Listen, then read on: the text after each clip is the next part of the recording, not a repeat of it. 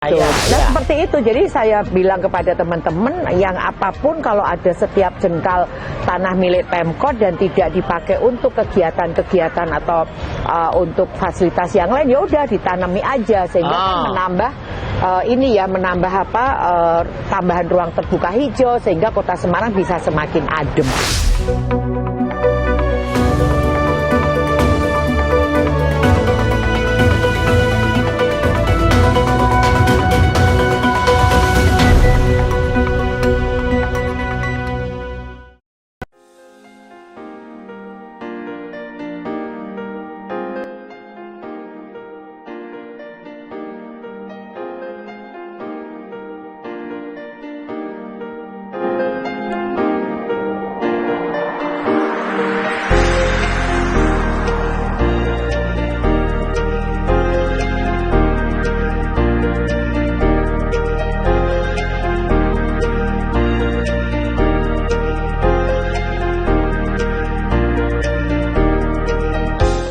Pemirsa Jawa Pos TV dimanapun Anda berada, jumpa lagi dalam Jateng Talk, perbincangan tentang masalah-masalah aktual bersama tokoh-tokoh di Jawa Tengah.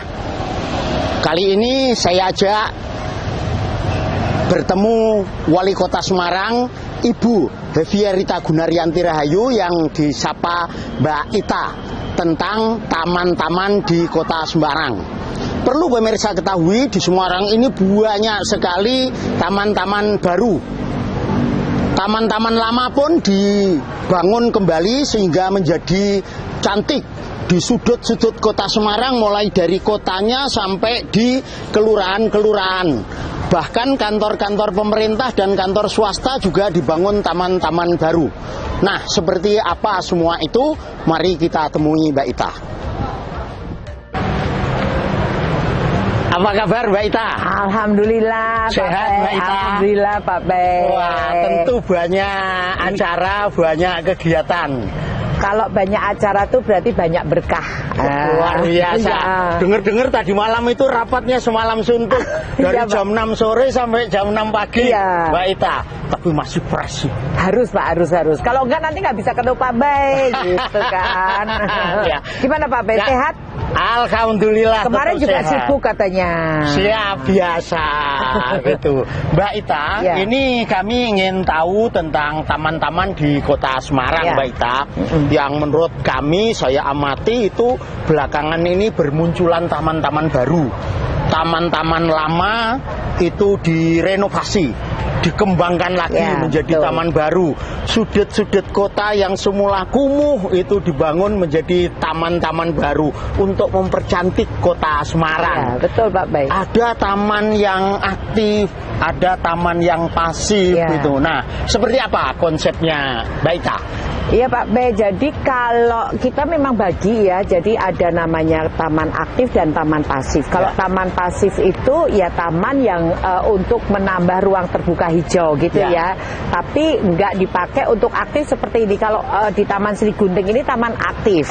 Karena nih kayak gini ada yang duduk-duduk di sini, ada dikasih sepeda, ada jalan-jalan. Ini adalah namanya taman aktif. Bisa dipakai aktivitas oleh masyarakat. Oleh masyarakat. Memang kalau taman aktif seperti ini, maintenance-nya ini agak lebih mahal. Lebih banyak lah gitu ya. Jadi harus disapu dan sebagainya gitu ya. Kemudian kalau ada orang duduk, ini kan biasanya pengen nyaman, siapa tahu ada yang sampah-sampah, tapi sih alhamdulillah saya lihat di sini kan bersih ya Pak. Nah, kalau taman pasif itu ya tadi saya sampaikan, jadi taman-taman yang untuk memperindah kota tapi tidak dipakai untuk aktivitas masyarakat atau anak-anak. Seperti itu. Nah pemirsa, kami ini sedang berada di Taman Sri Gunting. Taman Sri Gunting itu berada di kawasan Kota Lama Semarang, yang ini menjadi ikon baru, ikon yang luar biasa bagi Kota Semarang. Dulunya taman ini juga kumuh, biasa-biasa saja. Karena Kota Lama dulu memang belum dikembangkan sehingga masih kumuh. Tapi sekarang sejalan dengan pengembangan Kota Lama itu sendiri, Taman Siranda ini menjadi Taman Sri Gunting ini menjadi sangat baik.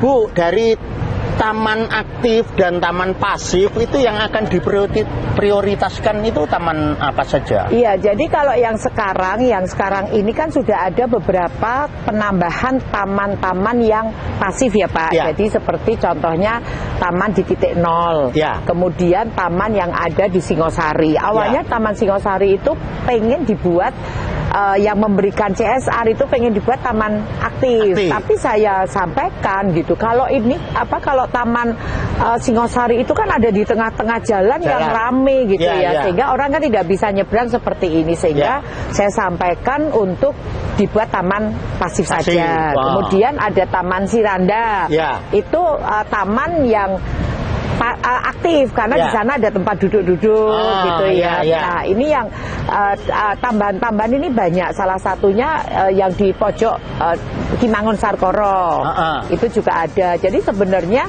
setiap sudut tanahnya Pemkot kalau ada yang kosong itu saya minta untuk ditanami.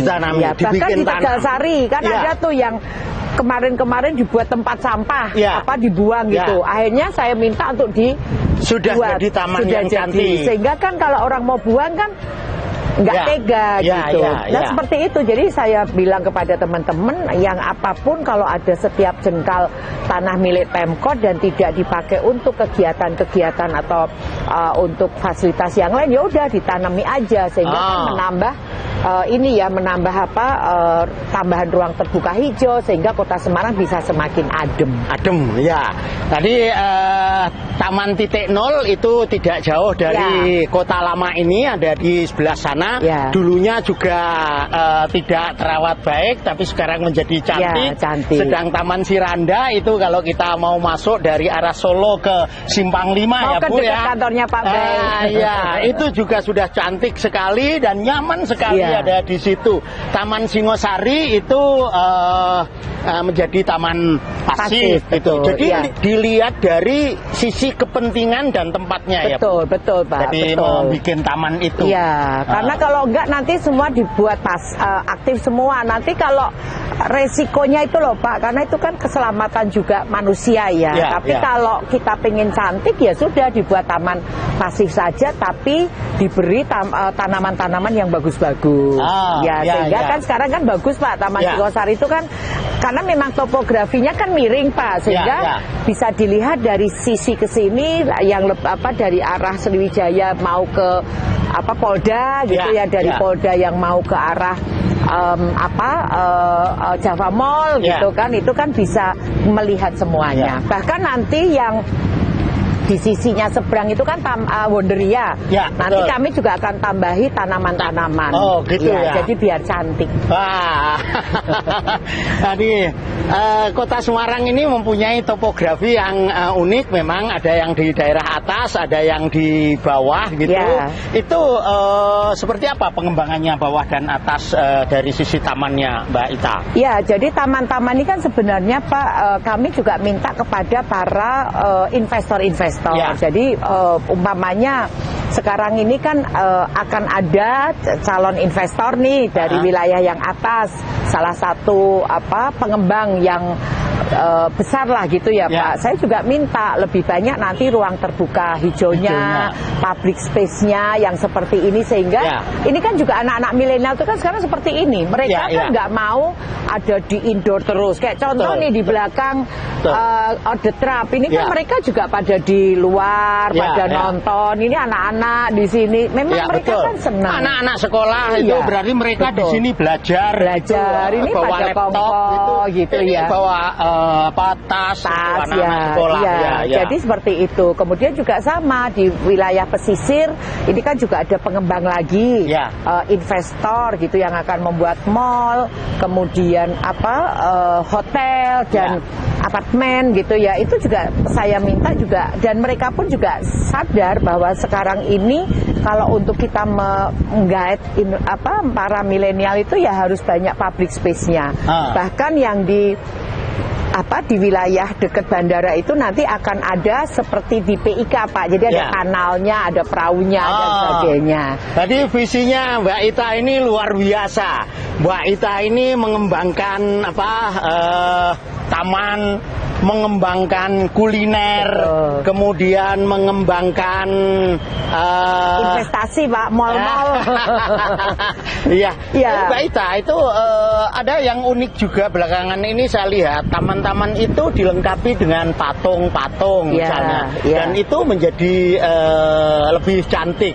Itu dulu awalnya berpikir seperti apa? Ya sebenarnya kalau saya ini kan satu visi ya dengan Pak Hendy ya. Pak Hendy beliau menjadi kepala LKPP, tapi dalam pengembangan visi dan misi Kota Semarang ini memang kami mengembangkan ruang terbuka hijau itu lebih besar. Tetapi kan kalau hanya pohon, hanya tanaman-tanaman seperti ini gitu ya, tempat duduk itu kan juga kosong, sehingga memang harus ada semacam semacam patung-patung, semacam monumen-monumen kecil gitu. Bahkan Pak, ini sedikit saya bocorin gitu ya. Ini cuman pemirsa TV yang dapat bocoran. Jadi saya sudah bicara sama teman-teman di dinas ini untuk membuat tapal batas ini juga nanti unik. Tidak hanya cuman kayak pelengkungan saja, tapi nanti harus menggambarkan sejarahnya antara katakanlah Kabupaten Kendal dengan Semarang ini apa sih yang terjadi dulu. Kemudian Ungaran, Kabupaten Semarang dengan Kota Semarang apa sih sejarahnya.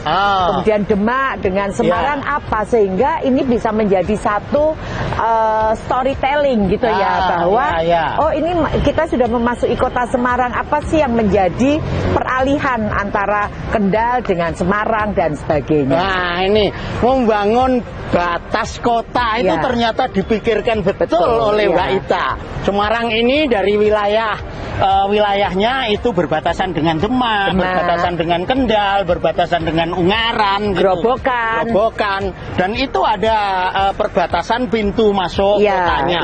Ini luar biasa kalau nanti dikembangkan, ada tugunya, ada filosofinya Pak. Jadi ya sama lah kayak contohnya di di Museum Kota Lama itu kan juga ada bentuk patung-patung gitu itu kan seni-seninya. Memang kalau orang awam itu iki apa tuh iki kok patung ora jelas gitu ya. Tapi sebenarnya kalau kita bicara filosofi pasti ada.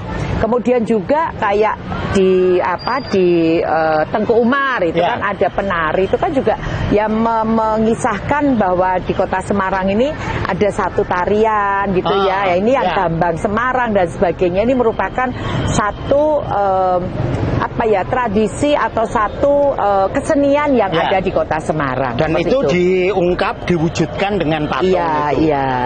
Pemirsa, perbincangan kami dengan Mbak Ita ini semakin menarik, tapi kita rehat sejenak, tetap di Jawa Pos TV.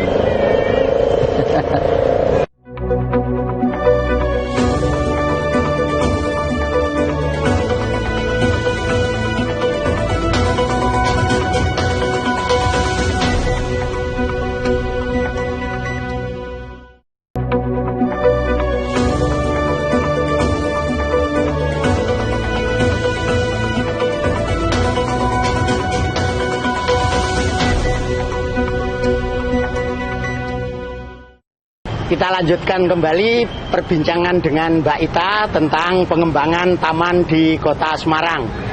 Mbak Ita, Mbak Ita sampai berpikir mengembangkan taman di Kota Semarang yang tentu saja membutuhkan energi, pikiran, dan dana yang sangat besar. Itu ceritanya bagaimana? Ya, jadi kalau kita ini kan bicara pemerintah ini kan tidak banyak punya uang, gitu ya. Pasti ada pun anggaran, tapi kan dibagi-bagi. Makanya saya sampai tadi pagi sampai jam 6 gitu ya, Pak Bay gitu ya, karena memang bagaimana katakanlah kayak ibu rumah tangga lah punya duit 100, punya anaknya 6 gitu. Supaya cukup bagaimana? Supaya cukup gimana gitu kan? Baik nanti untuk sekolahnya, baik untuk mungkin nonton bioskop, makan dan sebagainya, anak kan gitu. Jadi sama gitulah. Kalau kita semuanya pengennya kan namanya kita kota ini kan harus cantik, harus bagus gitu ya, sehingga kami banyak melibatkan para pengusaha, kemudian para perbankan gitu. Oh ya, ada satu lagi Pak di bawahnya yang di jembatan ini DKK itu juga sekarang lagi dikembangkan. Saya kelewat nanti tanggal Agustus ini juga mau diresmikan. Oh, sudah itu, jadi ya Bu? Sudah jadi juga, tapi itu juga sama. Saya mintanya itu taman pasif Pak, karena itu kan juga di tengah-tengah kan, jalan yang begitu rame gitu. Jadi kalau dibikin aktif malah membahayakan. Iya, membahayakan. Jadi itu adalah bantuan CSR, bantuan dari perusahaan, kemudian dari perbankan gitu, sehingga banyak taman-taman yang nilainya itu besar tapi bukan dari kami anggarannya, tinggal kami melanjutkan untuk merawat gitu ya. Jadi mamanya sudah diserahkan, tapi ada juga yang sampai ada 2 tahun gitu.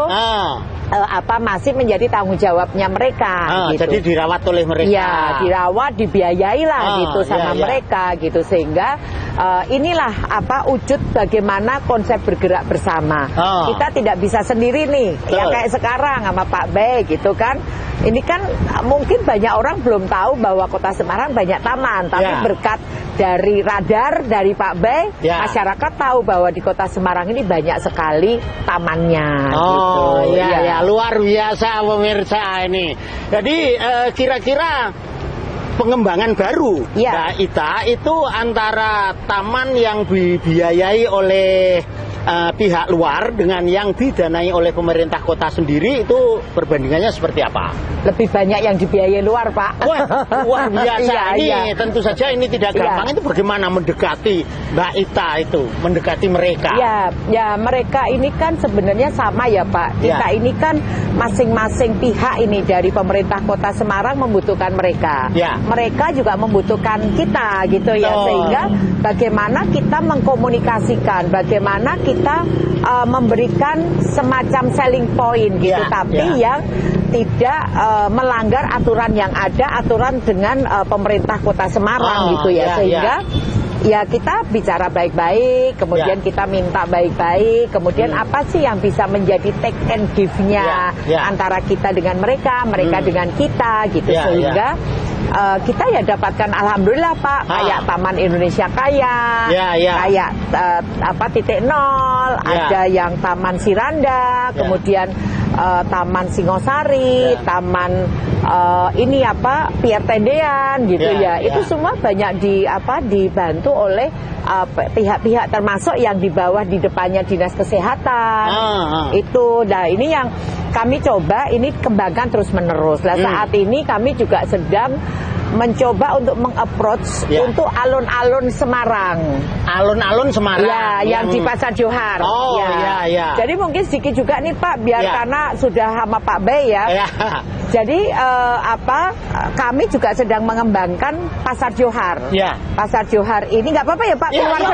Lanjut Bu. Jadi pemirsa, alun-alun di Pasar Johar itu dulunya ya seperti biasa alun-alun, tapi sekarang ini dikembangkan menjadi sangat modern. Di bawah itu menjadi Pasar Johar, di atasnya itu adalah alun-alun, taman terbuka. Jadi itu sudah dicor begitu. Nah ini kreasi yang luar biasa. Silakan Mbak Ita untuk diceritakan. Jadi saya ini kan juga sama Pak, kita tuh kan melihat daerah yang mungkin perempuan ya Pak saya ya. Jadi saya melihat daerah yang lain gitu, kenapa ya pasar-pasar dari batik gitu itu bisa istilahnya itu melegenda. Kemudian banyak orang kalau mamanya di Jogja gitu kalau nggak datang ke Pasar Beringharjo kayaknya nggak ada yang kurang gitu. Nah saya ini kan pengen mengembalikan lagi kejayaan namanya Pasar Johar. Betul. Pasar Johar ini kan sekarang bukan pasar yang seperti zaman dulu sebelum terbakar. Kalau dulu itu kan campur ya Pak, ada grosir, ada macam-macam lah, ada orang jual makanan macam-macam juga gitulah. Sekarang ini kan sudah tertata karena dibantu oleh Bapak Menteri PUPR dari Kementerian PUPR kan mengembalikan pasar yang dulu terbakar. Nah sekarang ini kan tatanannya sudah bagus. Kemudian masih menjadi heritage, dan alun-alun Semarang ini kan juga heritage. Kebetulan kami juga yang di shopping center Johar itu kan juga sudah habis bekerja sama dengan pihak ketiga, sehingga ini bisa menjadi satu kesatuan. Nah, kami ingin mengembalikan dan juga ingin samalah dengan daerah lain gitu ya. Syukur-syukur nanti bisa melebihi yang akan datang, sehingga Pasar Johar ini kami kembangkan menjadi pasar semacam grosir, pasar batik gitu ya. Jadi seperti ya kayak Tanah Abang atau Tamrin City, Pak. Gitu. Jadi ini nanti insya Allah tanggal 20 Agustus nanti kita akan rebranding.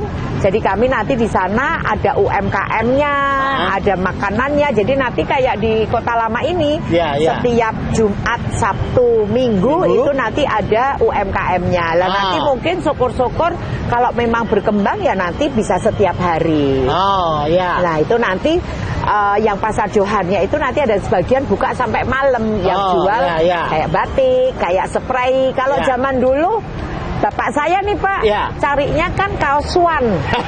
Ya kan Pak, lah itu di Johar masih ada loh Pak, masih ada. Lah itu yang mengembalikan cerita masa lalu yang bagaimana Johar ini dulu yang pasar terbesar di Asia Tenggara, kita bisa kembali lagi. Nah, jadi pemirsa, salah satu ikon Kota Semarang itu Pasar Johar.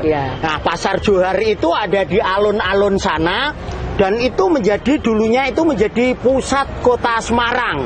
Pertemuan di situ ada kampung Cina, ada kampung Arab, ada kampung Belanda, kampung Melayu, orang Jawa sendiri itu melingkupi kawasan itu. Dan sekarang ini dikembangkan oleh Mbak Ita demikian rapinya, luar biasa itu. Mbak Ita, di samping yang ada di kota dan itu di kawasan bawah, ada juga desa-desa yang di pinggir, kelurahan-kelurahan yang di pinggir itu juga berlomba-lomba membangun taman. Nah ini bagaimana Mbak Ita itu didorong atau didanai atau seperti apa yang ada di kelurahan-kelurahan itu?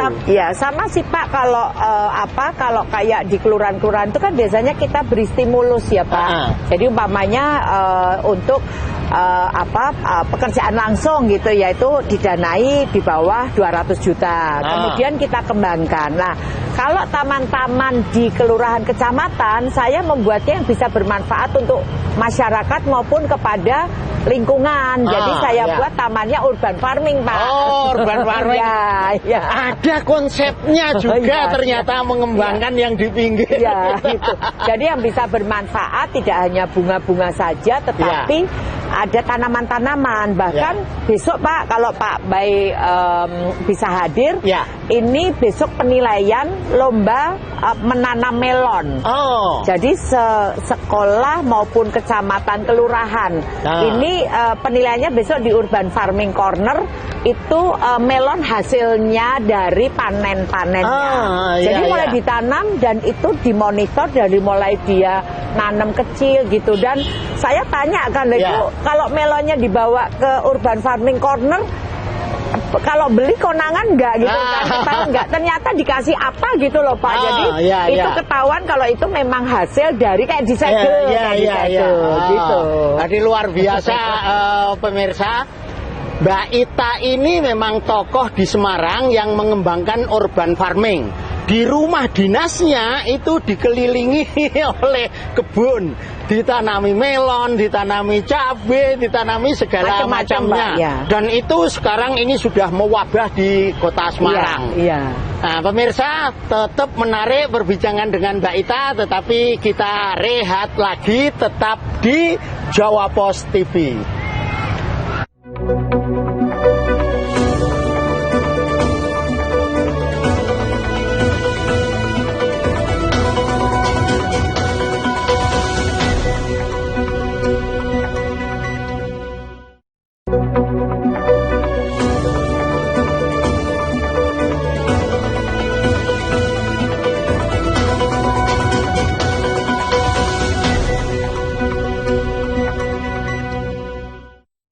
Pemirsa, kita lanjutkan perbincangan dengan Wali Kota Semarang, Ibu Hediarita Gunaryanti Rahayu, yang biasa dipanggil Mbak Ita. Mbak Ita, itu ke depan pengembangan taman di Semarang ini kayak apa, Bu? Kalau dari kami ini kan memang untuk menambah ruang terbuka hijau gitu ya, public space, karena sekarang pun ini dengan sekian banyak taman tuh masih kurang rasanya gitu ya. Tapi saya memang minta kepada teman-teman untuk lebih banyak taman-tamannya itu dibuat disesuaikan dengan tempat gitu ya. Kalau memang di situ banyak untuk bermain atau mungkin ada di wilayah-wilayah pemukiman, yaitu dibuat taman yang aktif gitu ya. Tapi mungkin ditambah lagi dengan yang ada lanjut usia dan sebagainya. Biasanya kalau lanjut usia kan pakai ada kerikil-kerikil ya Pak gitu. Jadi untuk yang lansia itu juga bisa menikmati selain jadi ramah lansia. Ramah lansia. Ada juga yang ramah difabel. Harus itu Pak, harus 3. Jadi ramah lansia, ramah anak dan ramah difabel. Apalagi kami dari pemerintah Kota Semarang baru saja di bulan yang lalu mendapatkan predikat anugerah Kota Layak Anak. Layak Anak. Itu sudah biasa. 3 tahun loh Pak. Masih nindia terus dan tahun ini pecah telur jadi Kota Layak Anak. Kota Layak Anak. Jadi itu memang bagaimana kita memberikan pelayanan kepada anak-anak dari berbagai sektor gitu ya. Sehingga yang ini tadi sampaikan kembali lagi ke taman ya, kalau itu memang kayak hanya hutan kota, kami akan buat hutan kota. Dan mungkin satu lagi Pak, kami sekarang ini tanggal 17 Agustus besok pemerintah Kota Semarang akan melakukan penandatanganan naskah kerjasama dengan BRIN, Badan Riset Inovasi Nasional. Ini salah satunya adalah pengembangan tanaman-tanaman atau hutan tanaman langka. Di Semarang. Di Semarang. Nah, itu di atas atau di bawah Bu? Di Wonderia. Di Wonderia. Jadi kan belakangnya ini kan masih luas, sehingga itu bisa menjadi hutan kota, tapi yang depannya kan masih terbuka. Kemudian di dalamnya kan juga ada makam Aulia Kota Semarang. Tapi kita nanti makanya itu tidak menjadi taman aktif gitu, sehingga nanti ditanami berbagai tanaman-tanaman langka. Nah, kemudian itu juga, kemudian nanti di tempat-tempat yang lain ini akan saya banyai atau dipenuhi lagi tanaman-tanaman yang tinggi-tinggi gitu ya. Ya nanti kita akan melihat mana yang memang bisa dipakai untuk taman aktif, mana yang bisa taman pasif. Gitu. Grand design dari pertamanan Kota Semarang ini seperti apa, Mbak Ita?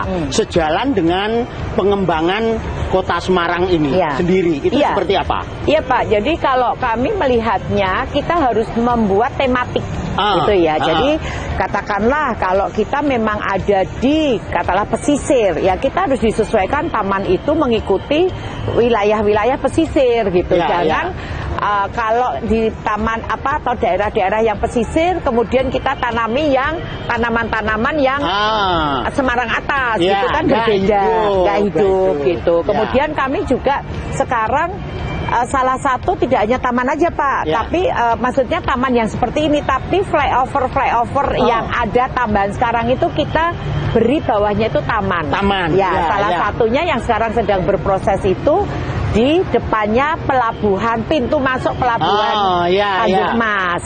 Saya lihat itu misalnya pembatas-pembatas jalan itu yang di flyover itu juga ada taman gantung, tanaman-tanaman gantung. Vertikal garden. Vertikal sehingga tetap kelihatan hijau. Cantik. Begitu itu. Jadi sih konsepnya sih kalau saya seperti itu ya Pak. Jadi kita tidak boleh memaksakan umpamanya saya pengen yang di wilayah pesisir, saya pengen membuat tamannya yang bunga-bunganya yang cantik-cantik, tapi kalau cantik tidak sesuai dengan hawanya, udaranya ya mati nanti. Nggak sesuai dengan tanahnya juga gitu. Iya betul. Jadi kemudian juga kan kita ada beberapa yang memang harus kayak contohnya di pesisir ini kan harus banyak ditanami, ditumbuhi mangrove. Kita nanti harus banyak seperti kembangkan seperti itu. Jadi ya kayak contoh yang saya juga sangat surprise ini adalah inisiatif atau keinginan dari warga di Tambak Loro Pak. Sekarang kalau Pak Bay ke sana sepanjang median itu sekarang udah ditanami. Tanami tanaman-tanaman yang berguna atau urban farming. Malah sekarang sudah salah satu dinilai oleh Kementerian LH itu salah satu kampung proklim. Jadi itu bagaimana menggerakkan masyarakat di sana itu untuk cinta tanaman, dan mereka ya sama, begitu menerima atau mendapatkan manfaat, mereka jadi senang dan gotong royong. Nah pemirsa, Tambak Lorok itu memang ada di pesisir Semarang. Itu dulunya itu ya, mohon maaf, itu kumuh ya Bu ya. Tapi sekarang ternyata sudah pelan-pelan Pak, betul. Dan itu akan terus dilakukan sepanjang pesisir itu ya Bu. Bahkan nanti yang di Tambak Lorok Pak, sekarang ini kan sedang dibangun sipel, jadi tanggul laut. Tapi di sana itu yang di semacam dibangun itu kan sedikit kayak ditimbun ya, direklamasi. Dan nanti di atasnya itu tidak didiamkan saja buat jalan, tapi dipakai untuk jogging track, tambah lagi ruang terbuka hijau, tambahin lagi tanaman-tanaman, sehingga sebenarnya kita sejengkal tanah itu bisa menjadi taman yang indah untuk di Kota Semarang. Mbak Ita ini kok hebat ini. Sebenarnya Mbak Ita ini kan melanjutkan kepemimpinan yang terdahulu, tetapi geraknya itu cepat sekali. Mak. Semoga tetap sehat ya Mbak Ita. Nuwun Pak Bey. Pemirsa, kita rehat sejenak, tetap di Jawa Pos TV.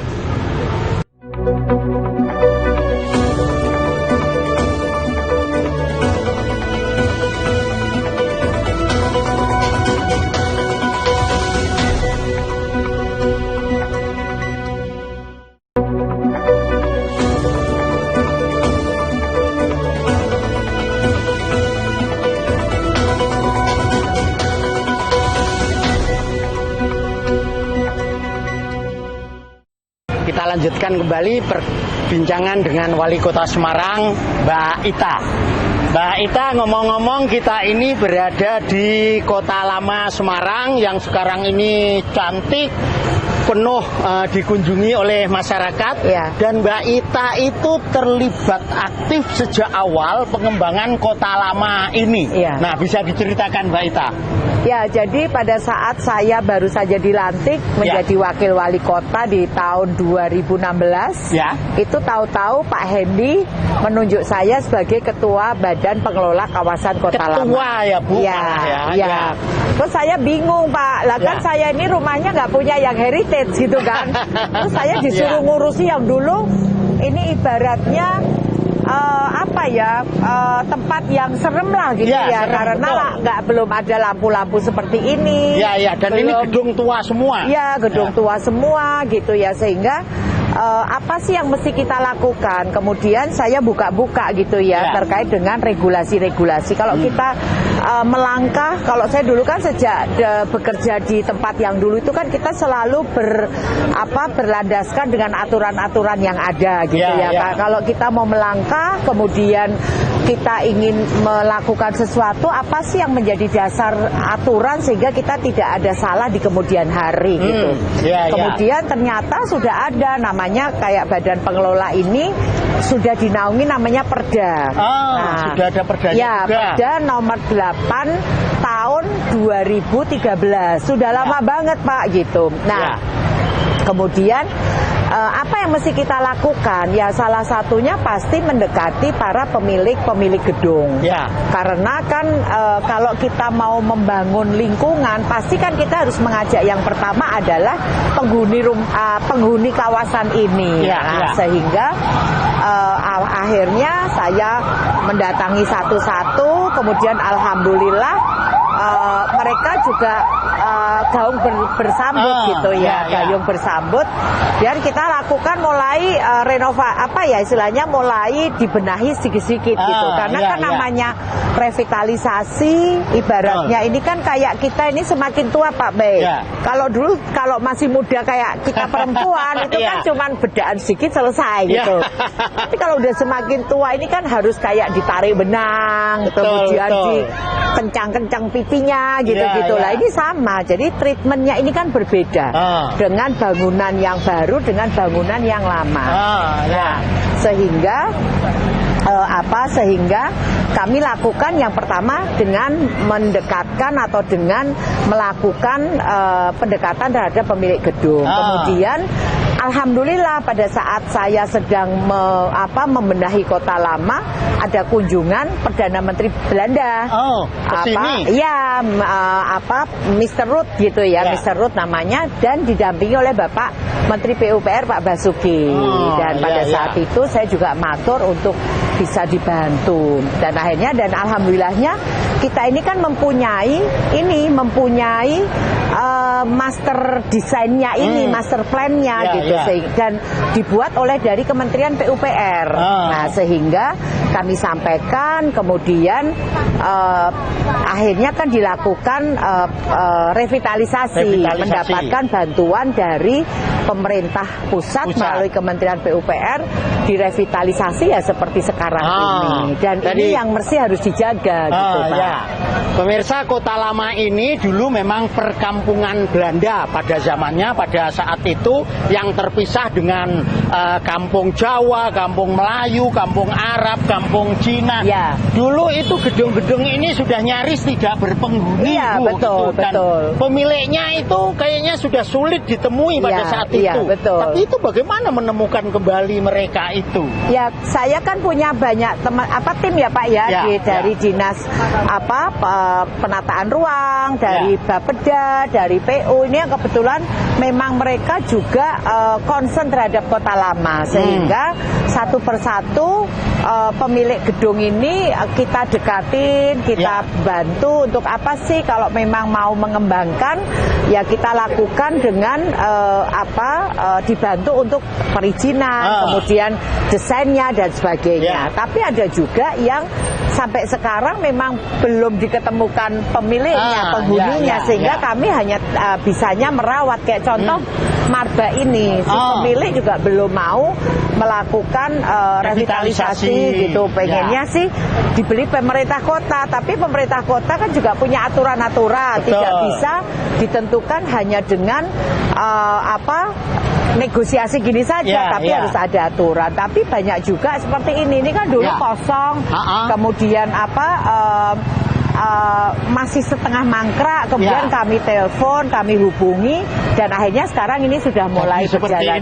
Memang kita kan juga tidak bisa menghindari Pak Bay, bahwa bangunan namanya dengan kemajuan zaman, kemajuan Kota Semarang ini kan seperti ini, nggak bisa mengembalikan yang lama, sehingga kita juga bantu untuk desain ini selaras dengan bangunan cagar budaya yang lainnya, sehingga ini kan kita pandu sehingga kelihatan Pak, ini kan selaras dengan seperti itu. Pemirsa, di sebelah sini ini gereja Benduk yang legendaris, dan ini juga cagar budaya, tidak bisa direnovasi sedemikian rupa.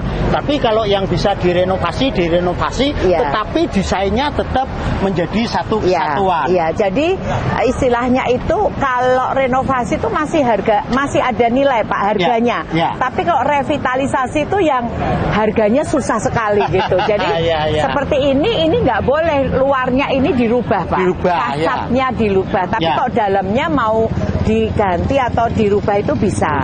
Tapi kalau ini karena memang dia kan ini tanah kosong, tetapi dia membangun ini tidak boleh berseberangan atau tidak senada dengan selaras dengan bangunan di kanan kirinya, karena bangunan ini Sate 29 ini kemudian sebelah ini Marba, ini kan cagar budaya, termasuk ini yang dulu Jiwasraya.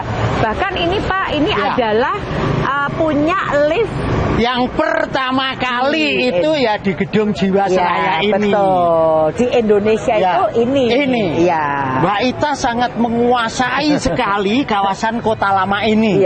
Dan dengar-dengar Mbak Ita ini sedang studi lagi dan akan membuat disertasi mengenai Kota Lama. Betul, Pak. Nah, kasih bocoran Mbak Ita.